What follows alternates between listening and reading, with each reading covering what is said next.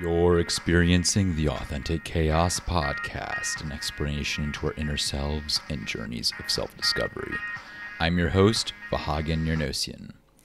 And today, as I sat here in my apartment, watching the rain fall on this lovely, rainy October day, I find myself reflecting on love and just the relationships in general.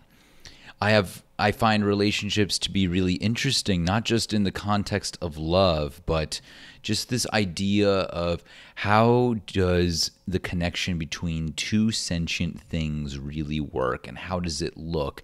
What are the different forms of it, right? Like, we understand that a romantic relationship is different from a parental relationship, right? Those are both relationships of love, but the love is different.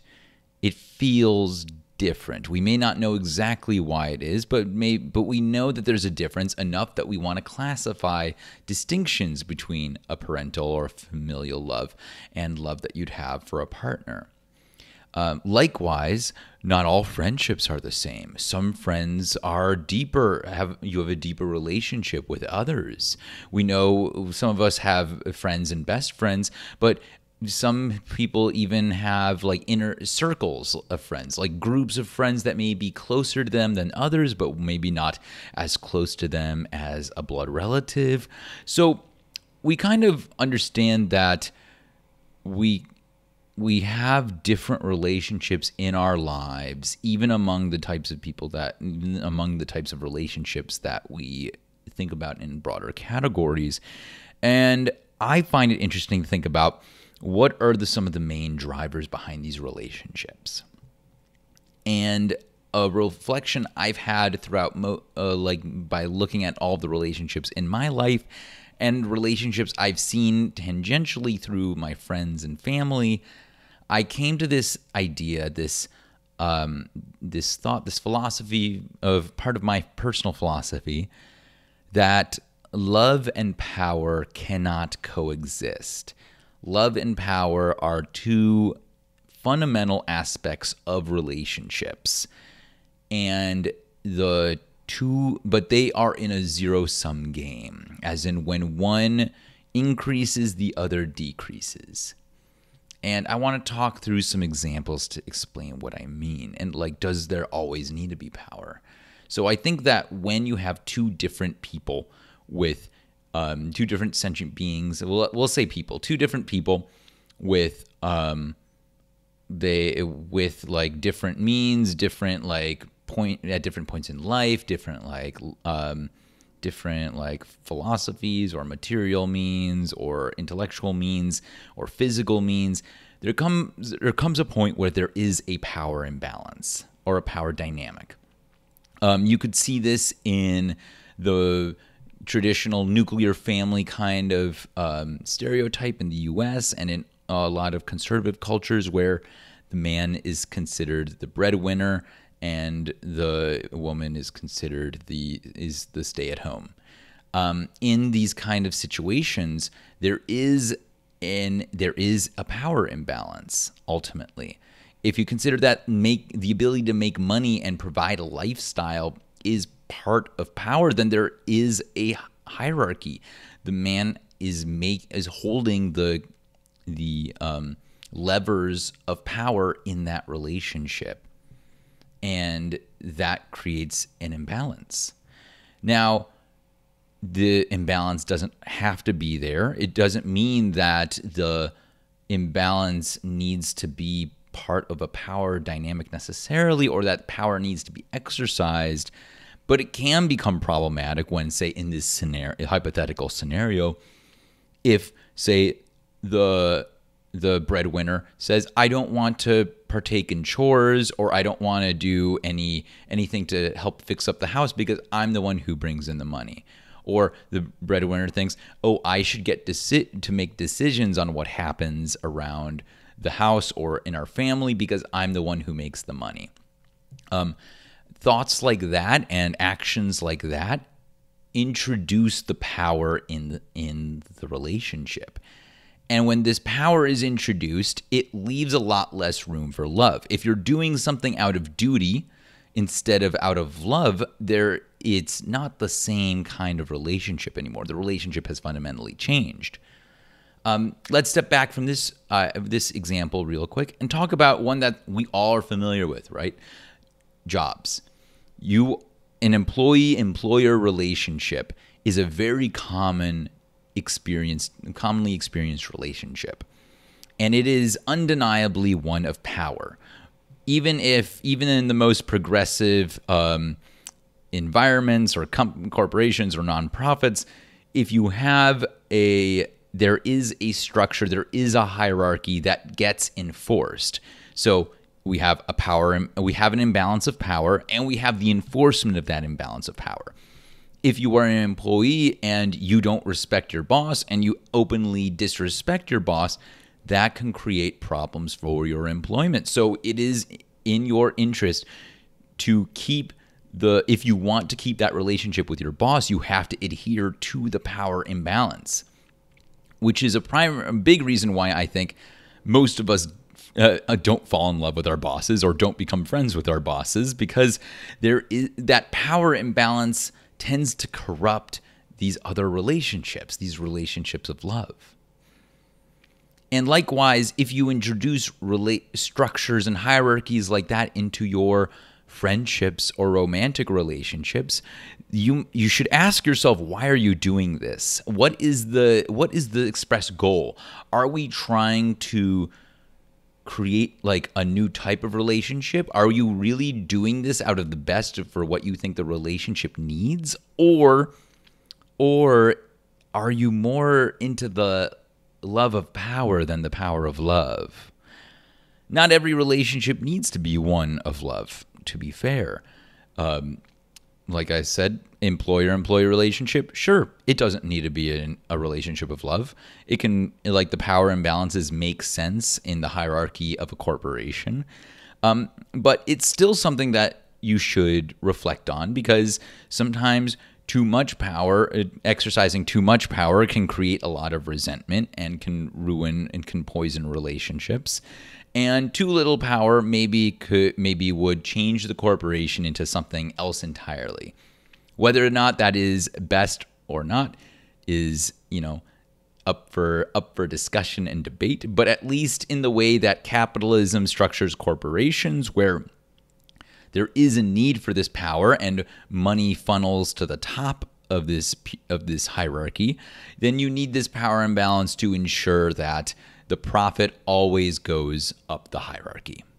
But we don't want to run our relationships, our friendships, and our family relationships like a capitalist corporation, because there's a certain soullessness in that we don't want to impart on our loved ones. Would you really want to tell your loved one, look them in the eye and tell them, I'm sorry, you haven't been putting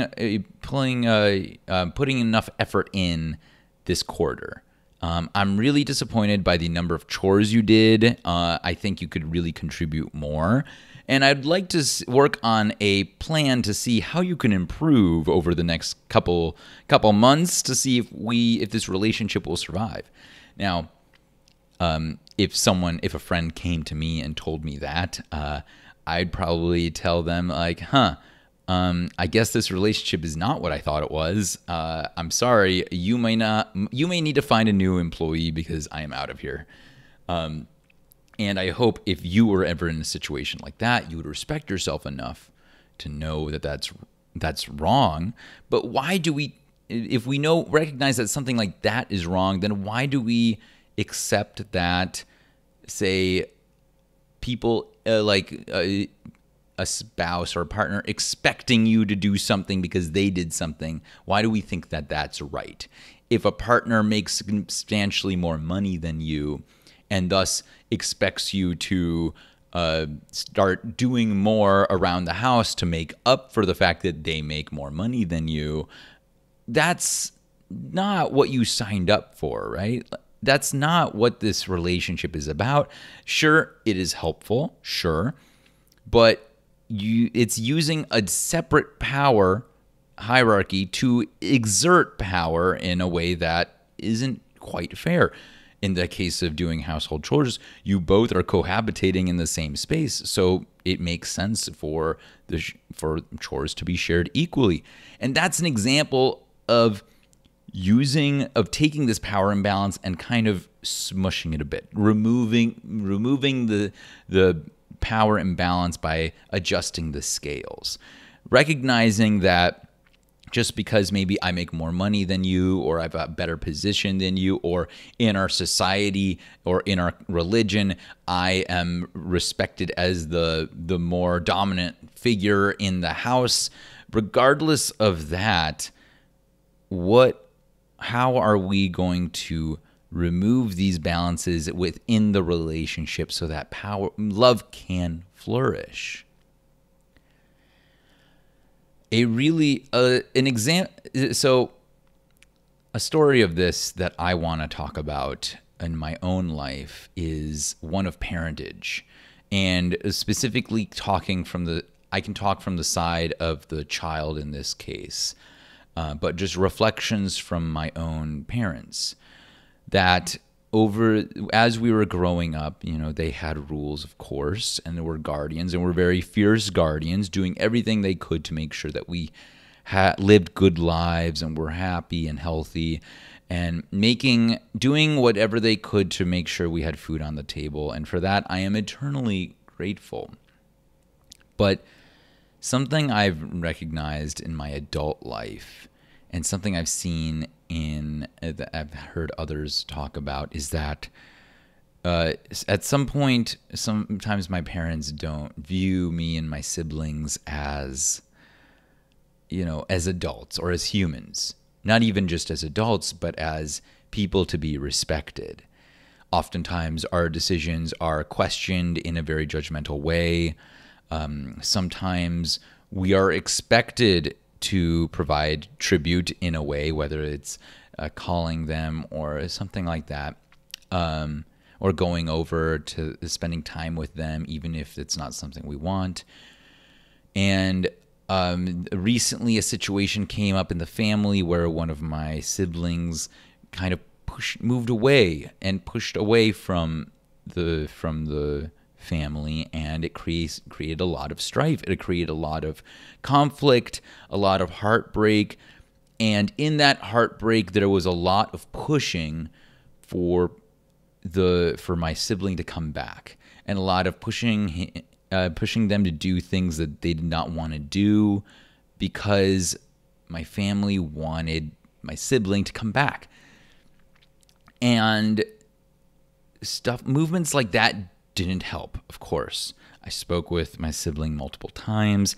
None of that stuff was really sinking in. So I suggested that everyone just let them be. Let them be, let them work through what they need to work through, and let them come back. And slowly but surely, that's exactly what's happening. Over time, parents and family needs to recognize that just because we love each other doesn't mean we can't be upset at each other, and doesn't mean that we need to take space sometimes from each other. Our lives are complicated. Our emotions are complicated. And it's difficult to even recognize what's going on within ourselves, let alone what's going on within another person. And you'd think that something like an entity, a unit like a family, would have the most empathy toward each other, but I found that that's not always the case. In fact, it's very rarely the case, at least in the family that I grew up in, and the family in the family I grew up in, empathy sometimes takes a back seat. And sometimes that burning love of family can remove areas of respect and suddenly we find old power dynamics start to get exercised again, saying they should come to me because I am their parent. I birthed them. I fed them. I raised them. They'd be nothing without me. I was I was I was their person maker. And thoughts like that are fine to think about, right? We all have thoughts about how we wish other people respected us, or maybe quick judgments. But it's important to have that empathy to say, hey, I recognize what they were going through. And if I love them, I should respect their need for space. And then maybe we can come back later and talk about it. But this push to express power isn't just like a one-time thing that comes from nowhere. Parents need to exercise some power early on in a child's development, for sure. Boundaries need to be set. In the early days, children are very helpless, so you need to defend them. So it makes sense for there to be power in a parental relationship. But the issue I see is that sometimes parents don't want to give up to this power. They don't want to relinquish it as their children grow. And suddenly they know, and that's why they no longer see, or it's hard for them to see their adult children as respected human beings, because all of their memories of this person are when they were helpless and needed their power, when this power dynamic was necessary for their survival. It's a very difficult dance to make, but I encourage all parents and future parents out there to think about, reflect on what is the power, is there, when you're doing something with your children, when you're interacting with them, when you're thinking about them, are these feelings and thoughts of power or of love? Are you seeing them for who they are, or are you seeing them for how you want them to be? I mean, don't get me wrong. It's great to have visions and dreams of who your children could be and who you'd want them to be. But just remember, they are just your visions and your dreams. Let your children dream. Let your children love. Let your children live. I know it's difficult. That power can be very addictive. Just having that control over someone, even having the illusion of having control over someone's life, their entire life progression, it can be intoxicating. But that is not love. Love doesn't come from a place of demanding your needs met through another person. Love comes from a place where you trust that person to meet your needs through their actions, where you trust that the relationship itself is enough to nourish you rather than what you want to come out of that relationship. Power and love are fundamental forces in our world, and how we interact with each other, and how like countries interact with each other, and groups of families interact with each other. It's such a crucial aspect of our lives that I encourage you to reflect on the love and power in your relationships today.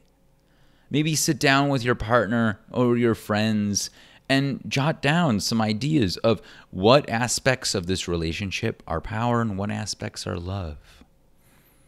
If you notice a power imbalance that is being exercised, ask yourself, why is the power imbalance there? Why is the hierarchy there? Do we want it to be there? Is this hierarchy actually helping this relationship, or is it hurting the relationship? And like I mentioned, not every relationship has to be one of love, but I think we shouldn't delude ourselves into thinking that the relationships of power or more transactional relationships are relationships of love. Because when we're doing that, we're just fooling ourselves, and not even very well. We might fool our minds, but we're not going to fool our hearts. Our hearts and our emotions, they know when something is wrong. And so even if we say like, oh yeah, we love each other, like I do this for that person, they do this for me, it's like a business relationship, a business partnership. That's not going to necessarily fulfill the needs that you have. If you have a need for emotional support from a partner, you're not going to get that if you are demanding fealty because you provide more income or because you provided the bigger house. And likewise, just because you raised your children doesn't mean your children owe you fealty in the future and in perpetuity. In fact, the fact that your children, if your children choose to have a relationship with you in their adult life, that is more a reflection on the love that you are bringing in this relationship, the love of the relationship, than the power imbalance. And so please reflect that. And please do not try to use power to bring your people closer to you, whether friends or a partner or children. Let the love be there. And if you want it to be a relationship of power, fine, but don't fool yourself. Because as much as we try, as much as you may think it's doable, there's a reason not many of us fall in love with our bosses. And it's not because they're not lovely people. It's because the power stops us. Thank you so much for joining me on these little reflections on love and relationships. Hope to be joined next week with a special guest as we talk about AI and data. Thank you again for listening to my ramblings. And as always, embrace your chaos with kindness.